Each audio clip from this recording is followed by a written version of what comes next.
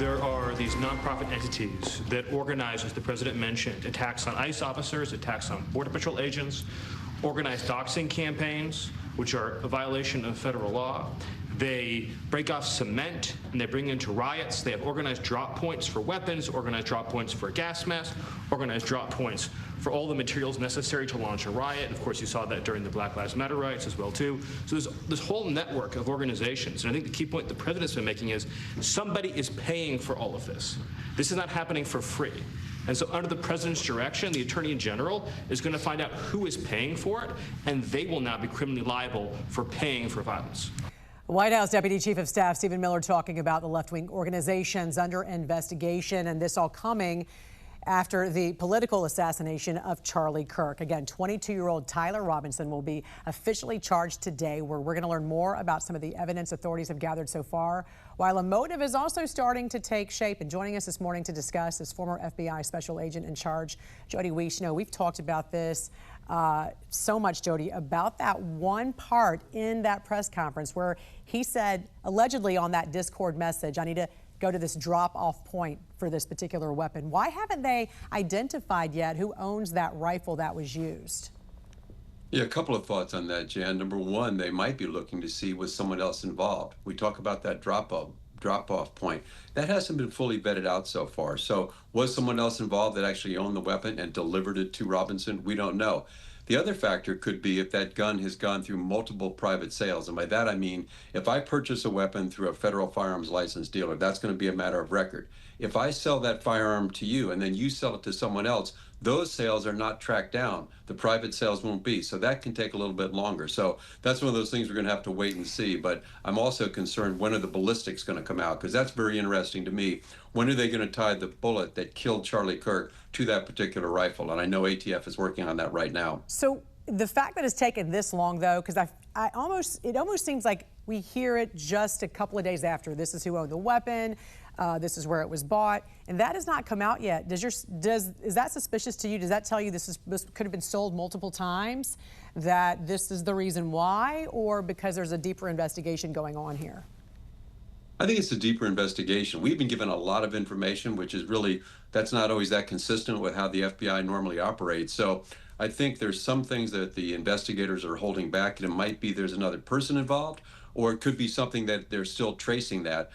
It doesn't matter so much in the prosecution of Robinson, but it's something that we all want to know, because there could be other individuals involved. That's all that matters at this point. We're not talking about Robinson, because they could just come out and say he owns the gun. His parents own the gun. His roommate owns the gun. Somebody else owns the gun. But you're thinking this is because it's part of a deeper investigation. But would they have already come out if he owned the gun, or if his family owned the gun? Wouldn't they have already come out and said that? Yeah, that I don't know. I don't know if that's been definitively stated yet. Okay, so they have DNA, they got fingerprints, they have this digital communication. They do not have a confession, which you say is not essential to this case, obviously. I have to ask you, though, about this boyfriend he lived with who is also transgender. Has he made some kind of deal for immunity, or could we hear charges against him as well? Oh, excellent question. He has been very cooperative, and I'd like to think that he truly was aghast when he heard about this, and he's shocked, and he's want to cooperate and doing the right thing. Or he might have seen himself as having some level of culpability. But I would caution that young man, if he is made a deal, he better be 100% honest, because the first time he deviates from the truth, then he could be facing charges. But right now, we don't know. We just know that he is cooperating, which is a good thing. What about the Discord app? What about the fact that there were potentially 20 other gamers on this app who had some kind of culpability, some kind of knowledge about what was going to happen, or who might have known about this? What about their culpability in all of this? Well, Jen, remember that Section 230 of the Communication Decency Act, it pretty much prevents these platforms from having any level of liability. And as far as I know, the Discord app has been cooperating with law enforcement.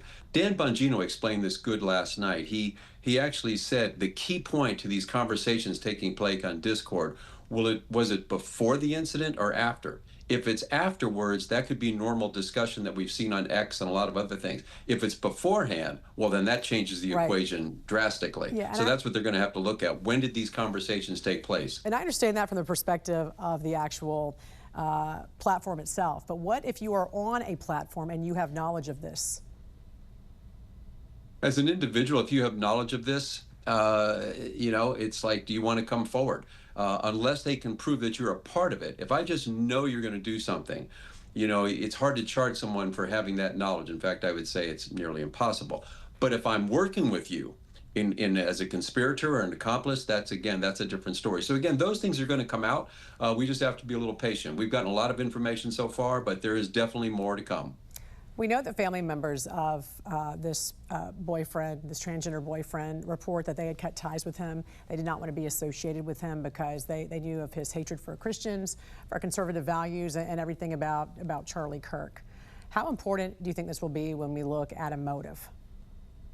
Well, Jan, I think that the boyfriend is going to be key to developing a motive. He is in the position to provide probably the greatest insight as to what was going through the head of Robinson. Now, you look at him, there's been a lot of, we'll look into his social media activity. He's been in the transgender community, he's been with the furry community, definitely anti-Christian, anti-conservative, but he is in a very good position to help identify what the motive of Robinson was for this horrible incident. Meantime, there are these calls to ban guns from those who consider themselves transgender. Does that need to be addressed by law enforcement? No, that's tricky. To ban guns just from a group of people like the transgender, first off, I don't know how you'd even do that. I've always been concerned about people taking psychotropic drugs. Should they own firearms? Should they have access to firearms? But how do you enforce that? With HIPAA and the other laws, nearly impossible. But what I would say is, I do think when you look at the transgender involved shootings recently, I think it's very important for law enforcement to start thinking about this in terms of their threat matrix and how they come up with their intel assessments. If someone is making threats and they're transgender, I think that probably needs to get a greater level of scrutiny than someone who is not in that field. But it definitely, I think, can come into a threat matrix consideration for law enforcement, because we're just seeing far too many of these incidents right now that we did not see several years ago. All right. Former FBI Special Agent in Charge, Jody Weiss, we appreciate you joining us this morning here on the National News Desk. Take care. Thank you, Jan.